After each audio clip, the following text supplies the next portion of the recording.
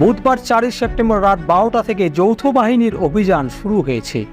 যৌথ অভিযানে অংশ নিয়েছে সেনাবাহিনী, পুলিশ, বিজিবি, আনসার এবং র্যাব।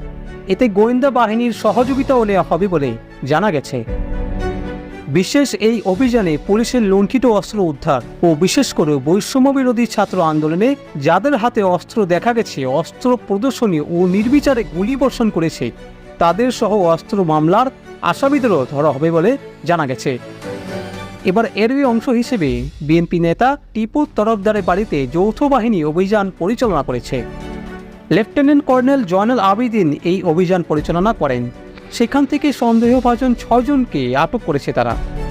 যৌথ বাহিনীর দায়িত্বশীল সূত্র জানায়, বৃহস্পতিবার গোপন সংবাদের ভিত্তিতে খবর পাওয়া যায় যে সীমান্ত শহর দর্শনা পুরাতন বাজারে টিপু তরফদারের বাড়িতে অবৈধ অস্ত্র নিয়ে একদল যুবক গোপনে মিটিং করছে।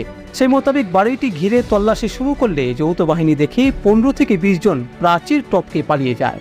পরে সেখান থেকে বাকি 6 জনকে আটক করা হয়। তবে বাড়ির বিভিন্ন স্থানে তল্লাশি করে কোনো অস্ত্র পাওয়া যায়নি বলে জানা গেছে।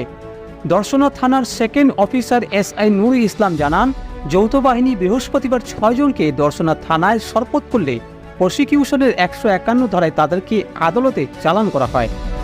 আটককৃতরা হলেন জীবননগর উপজেলার মমিনুল ইসলাম, দর্শনা পৌর এলাকার ফয়সাল আহমেদ, সাকিব হাসান, আসিফ, সাব্বির হাসান ও তাজউদ্দিন। লেফটেন্যান্ট কর্নেল জয়নাল আবেদিন আরও জানান, এই অভিযান অব্যাহত থাকবে।